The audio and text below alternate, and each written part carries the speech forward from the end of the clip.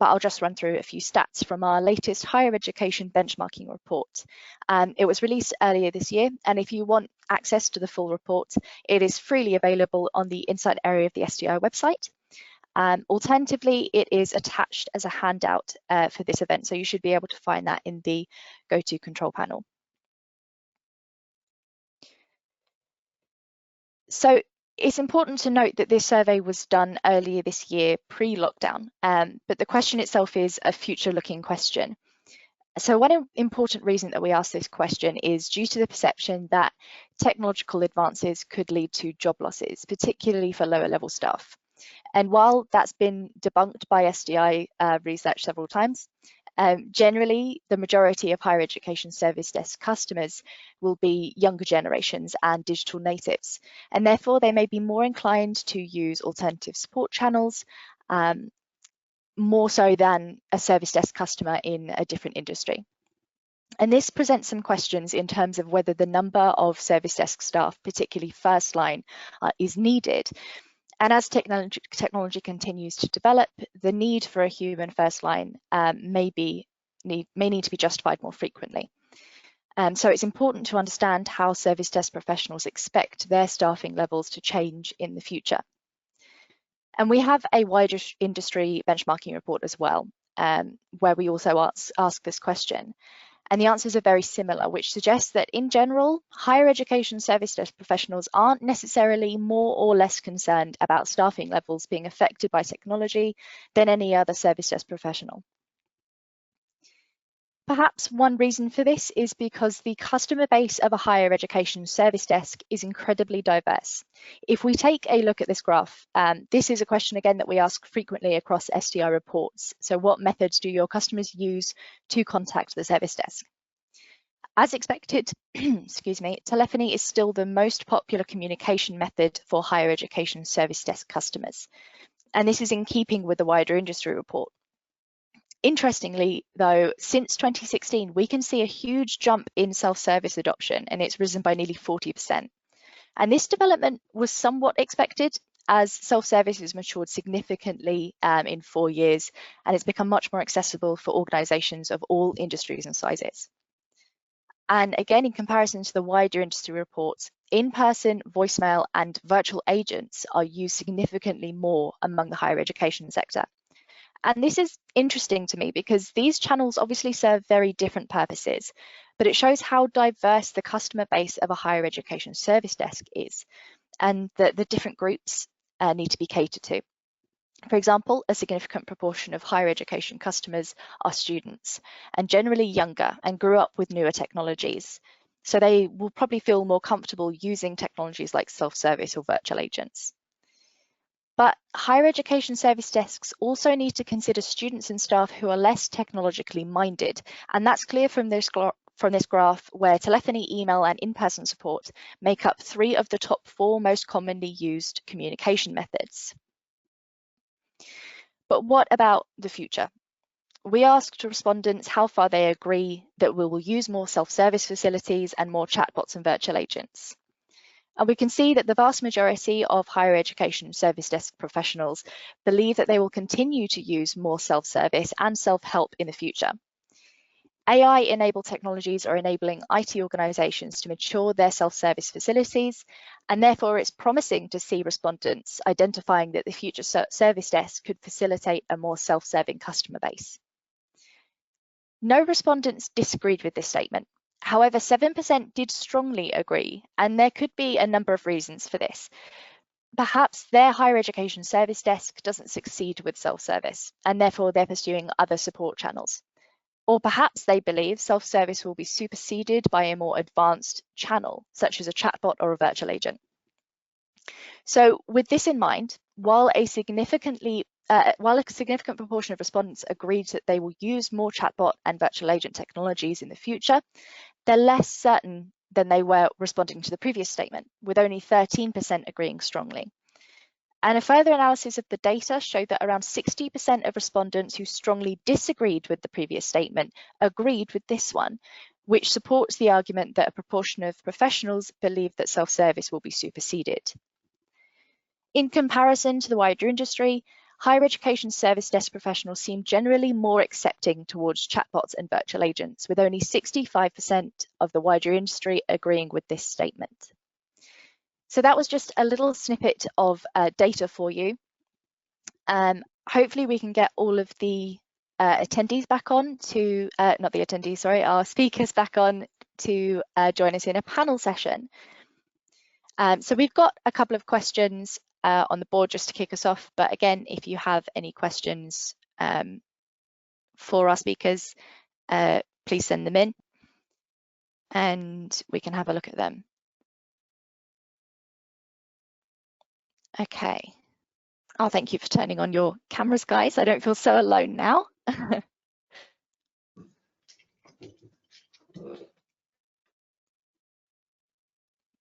Okay. I don't know how we necessarily want to attack this, if you want to take it in turns, or I call on specific people like some sort of demon teacher. But the questions that we have at the moment are, what are the current challenges of working in higher education? And then subsequently, how do we address these challenges? So do any of you want to throw out some of the current challenges at all? Let's start with the obvious one, supporting our academic colleagues as they transition to delivering online learning. Certainly a challenge. 100% agree with you there, Ian. That's been the move to fully online learning is something that as an organisation we've steered clear from for a long time.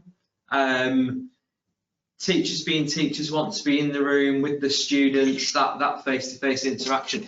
I think it's been a huge culture shock for our academic staff. It's been a huge technology shock for them as well.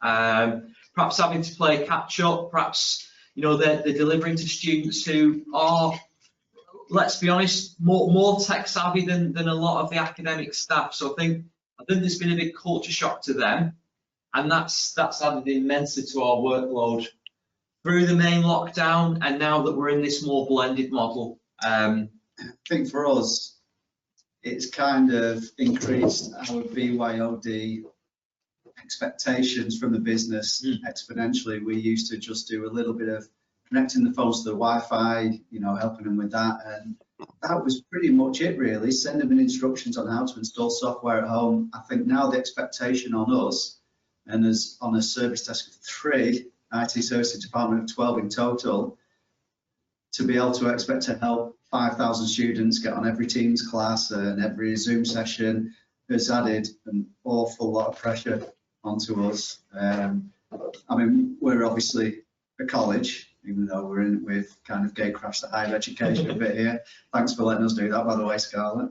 But I'll be interested to hear if you guys in higher ed are also kind of experiencing that weight of expectation on your shoulders. Oh yeah.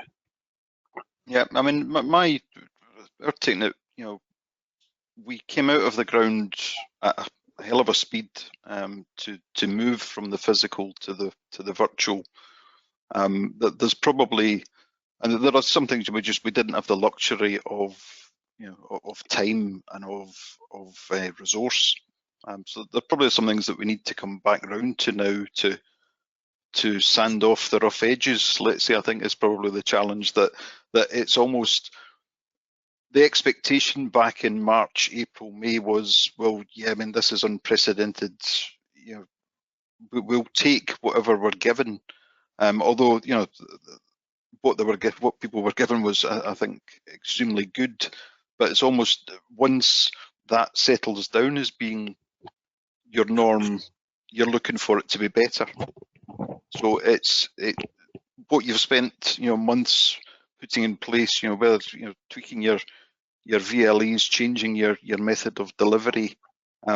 What was good enough back then isn't good enough now. So that, you know, that I think we have to not quite start again, but it is it's a continual improvement job. So that is the challenge, I think, certainly, you know, for us. Also, the uncertainty, Mark, around where will we be in 12 months' time? Is it really worth us committing heaps of resources to enabling people to work from home, or can we just stumble along as we currently are? We don't know how our landscapes are going to change in 12 months' time. We, for example, have lots of, because we're in the northeast of Scotland, we have quite a rural community, and we deal with staff who might be working literally on the end of a farm track, and they have to drive down to their neighbour's barn to get signal. This is not, I'm not joking, we've actually seen tickets like that. Would we bother with that person? We let them stumble along for another couple of months, or do we commit strategically to supporting everybody working where they are? That's to me quite an interesting challenge. But your point about revising the kit that people have with them to make it longer term functional, or even medium term functional, I think that comment stands.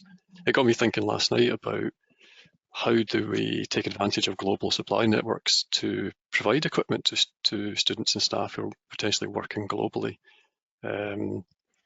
Do we just use existing vendors and somehow change our relationships, so that rather than laptops coming to us and we build them, do we just engage a third party, get them to build and distribute them? But there's a possibility there of a change in the way that we provision equipment. One of the biggest things that I'll say, coming from an American university where our trends are going that way right now, unfortunately, it's the uncertainty is a big deal right now. As cases rise, you say, what do we do? Are we open this week? Let's find out. It is taking things week to week, but also planning year to year. But a really big, interesting thing that we're seeing is there's this expectation that we are an Amazon, a Google, a big company, and everything we release will be perfect and enterprise grade. But there's this little perception there where they say, well, it feels like everything is hodgepodge, and some things don't always work perfectly. And you're like, well, we had 4 minutes to build this thing, and we're doing our best. So you want to provide a world-class experience. We all do. I don't think anyone here says, oh, I want to make students have a bad time. But what I'm seeing right now is a lot of almost pushback where they say, well, that thing didn't work perfectly, so why should I use it? So it's trying to build a world-class experience on a budget of, well, a higher ed budget.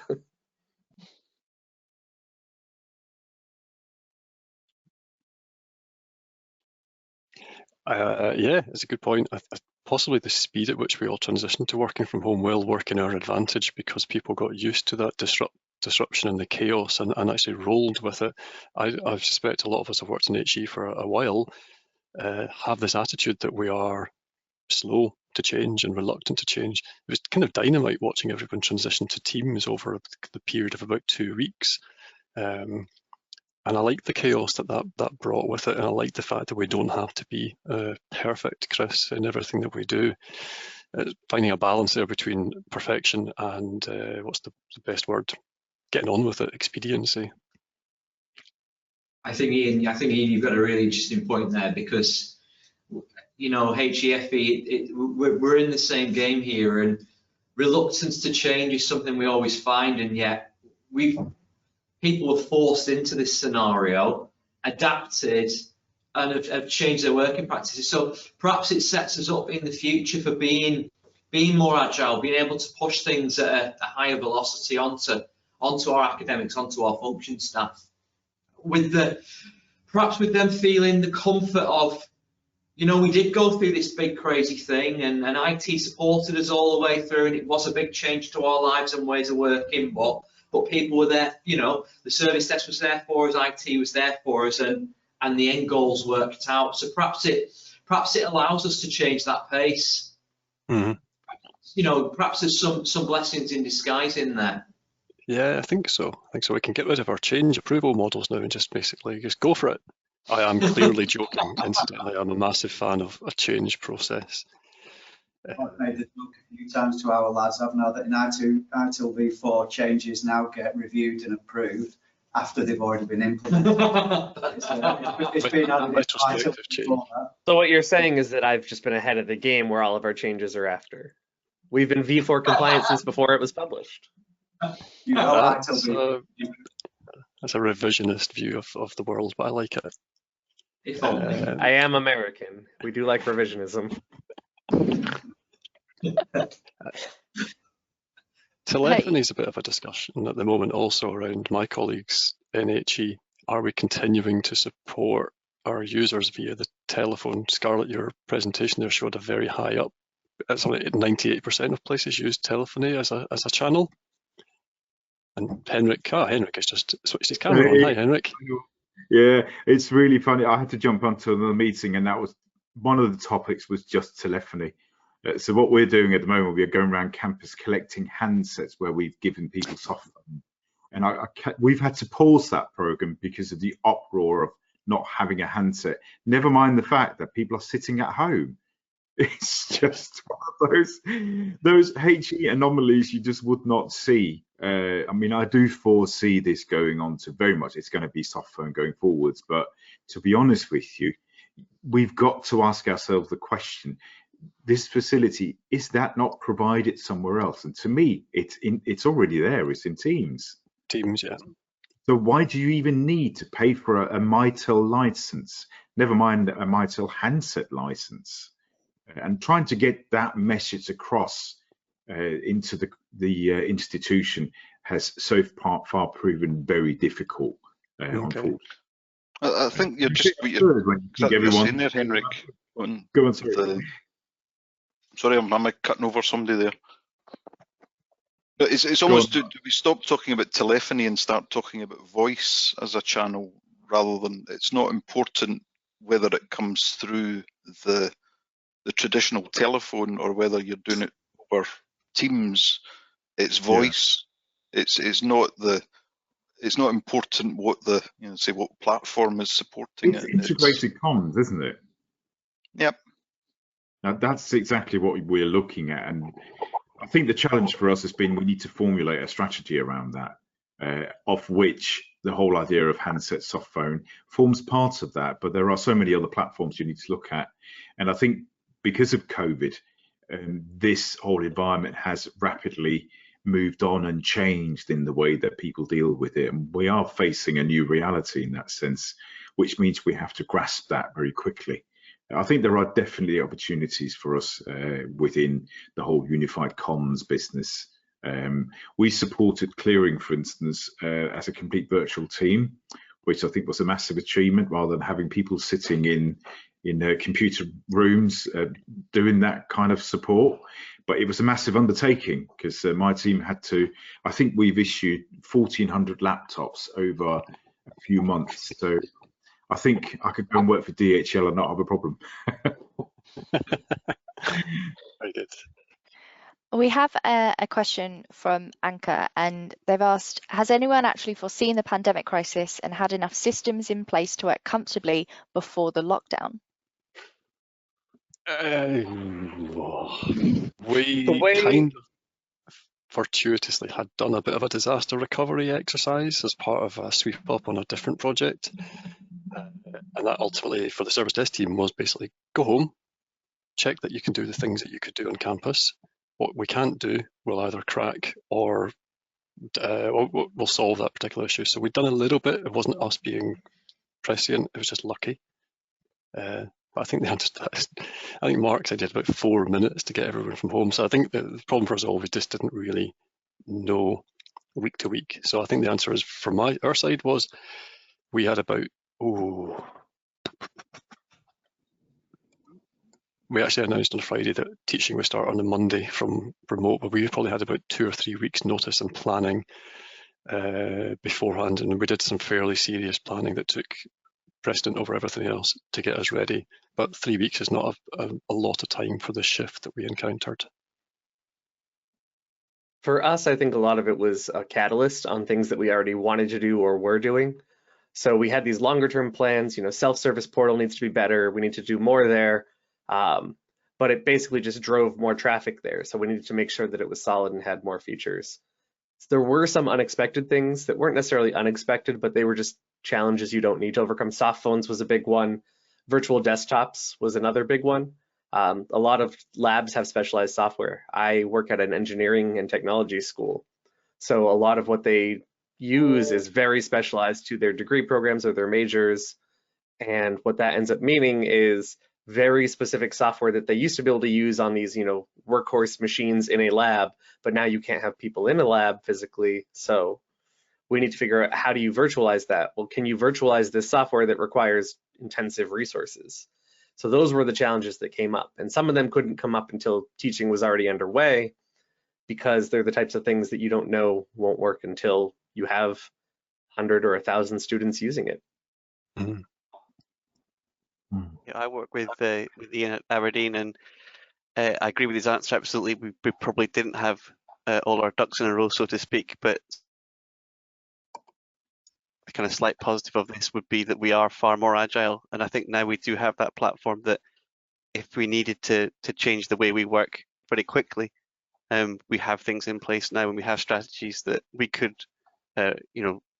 refer to that we didn't have in place before.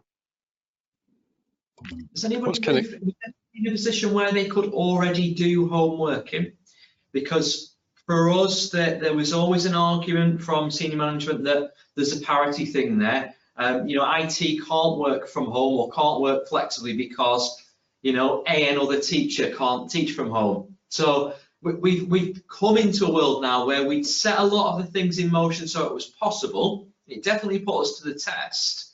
But now we're looking back and thinking, well, actually, it makes a lot of sense not having the office full. It makes a lot of sense having, a core of staff in to deal with the walk-ins. People that need more of a quiet environment, they can be off to one side at home.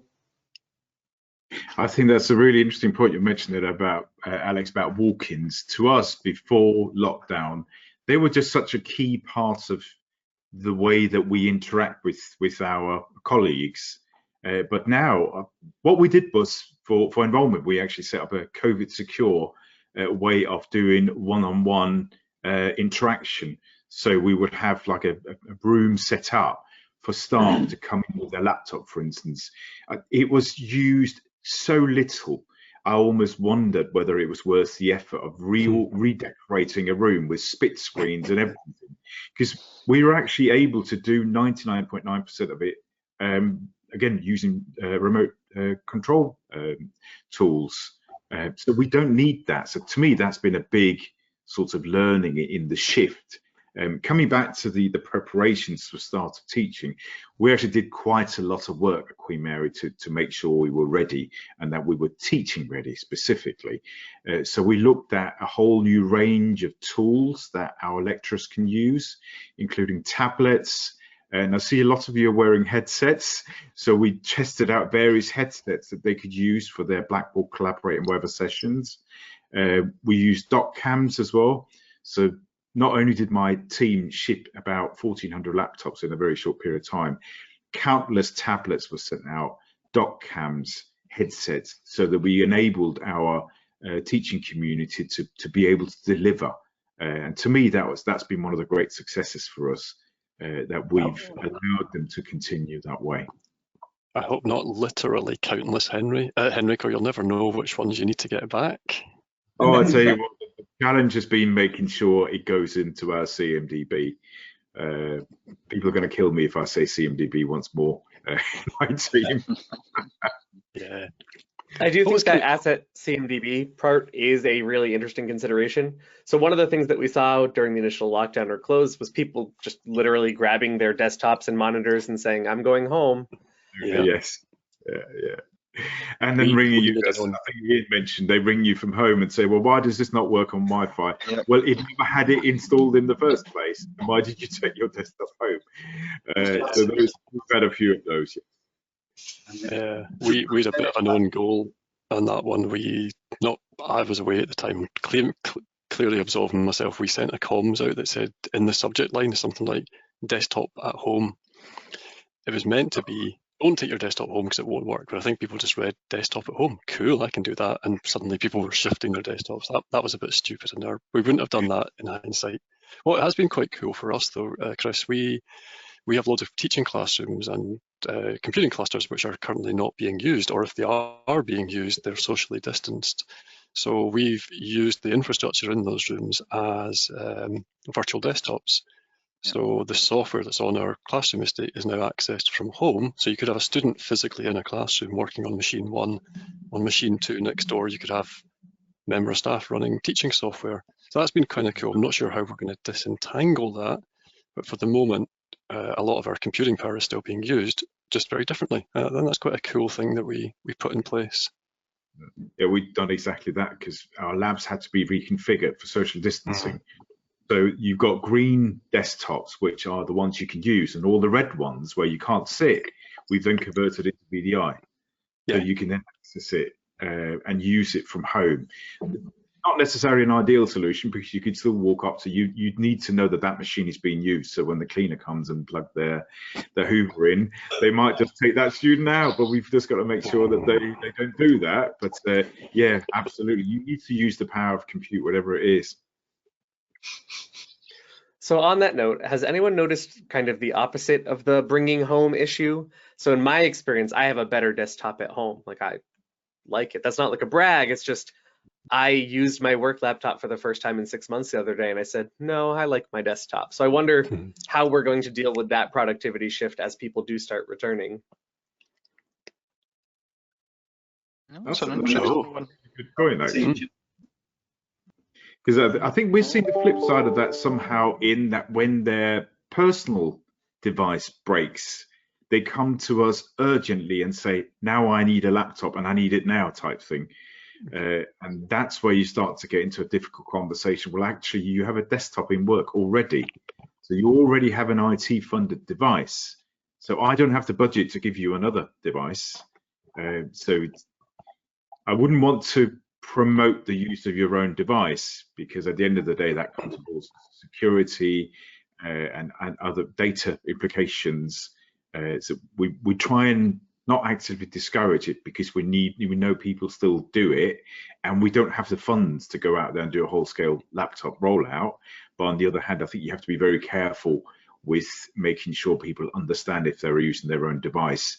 There are policies in place and there are things you have to do to your device, keep it up to date with patches, so on and so forth.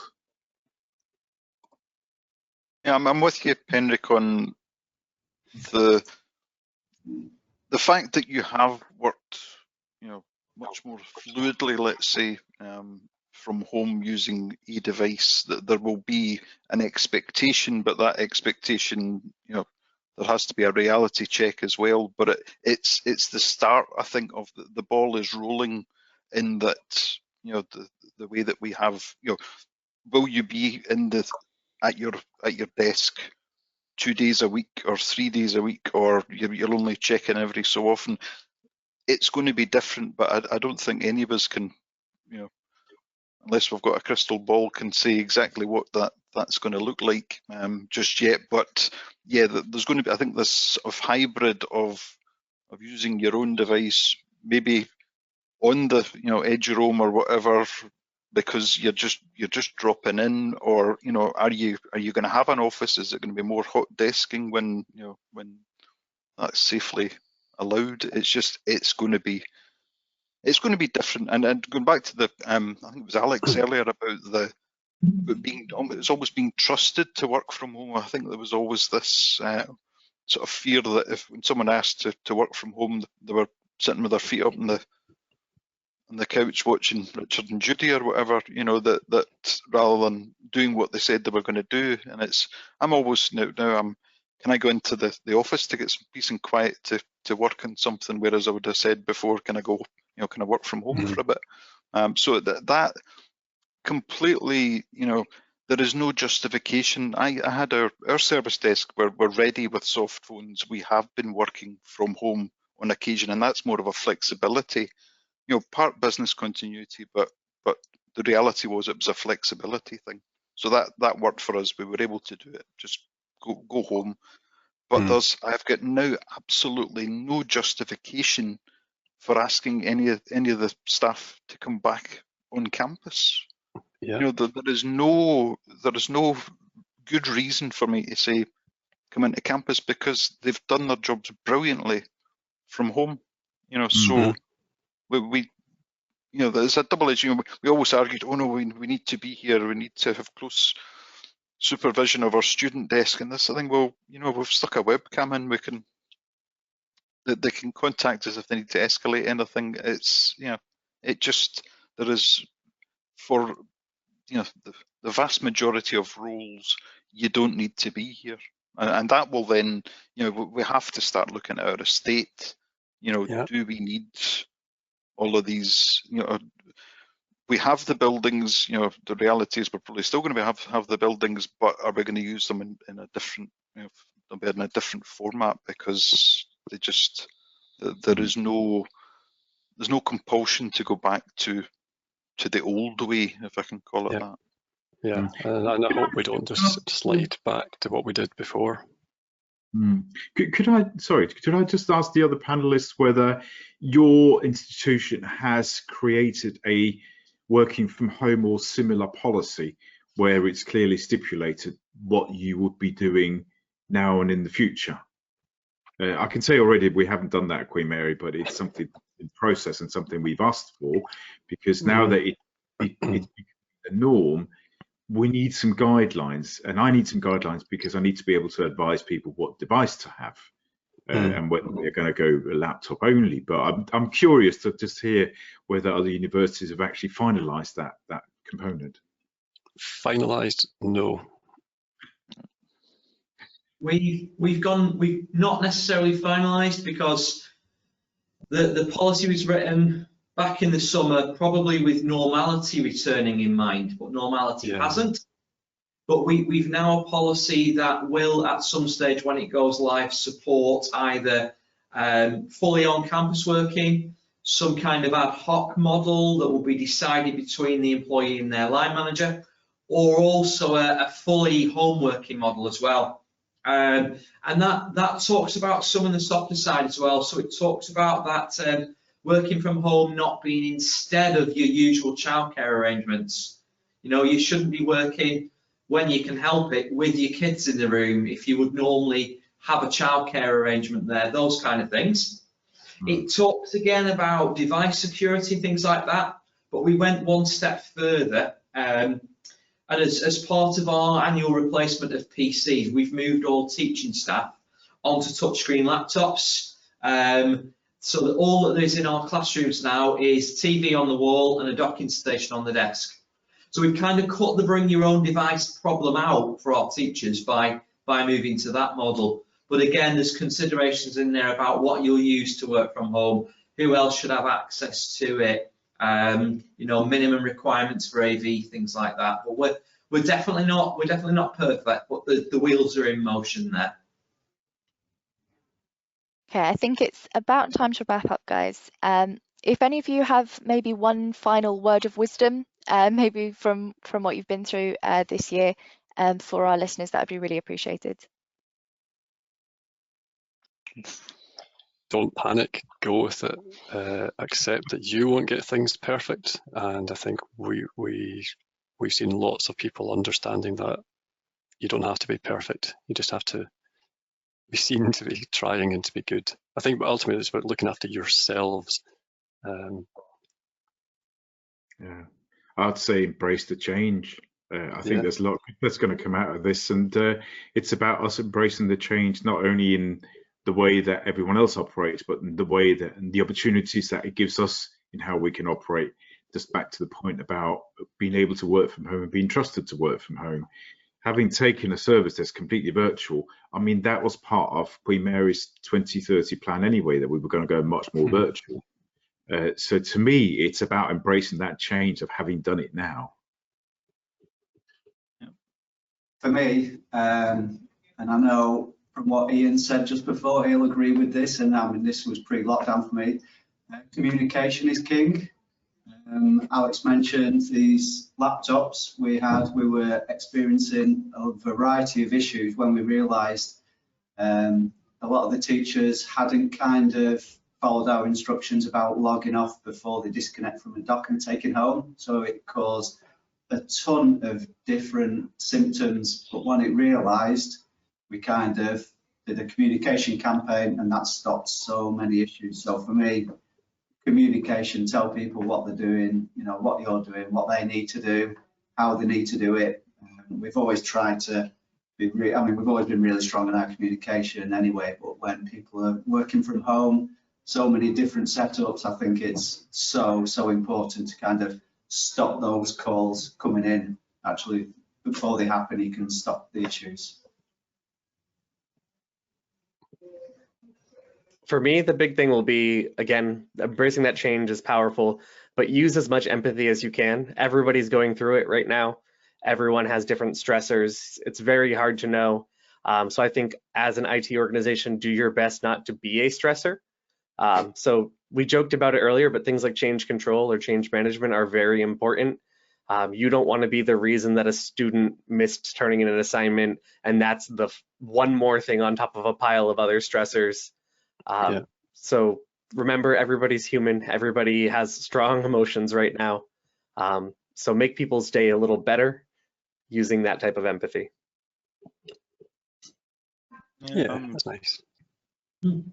I'm going to be harder than the rest. I'm just use this as an opportunity. I think is it, and I don't mean that in a sort of world domination kind of way. I mean it in a, we have seen so many things that we can't do anymore, or we need to do differently, and it's an opportunity to validate everything that you're doing and saying why are we doing it this way? Do we still need to be doing it? Can we be doing it differently? Let's build on the great progress that we've had in the last 6 months in changing, really, significantly the way that we do things and the things that we do.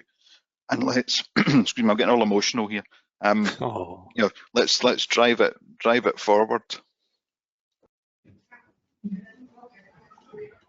Yeah, I think I would just echo the kind of communication as well. Be open and honest to your users. Most users are okay if they know what's going on, even if there's a delay or that something's gone wrong.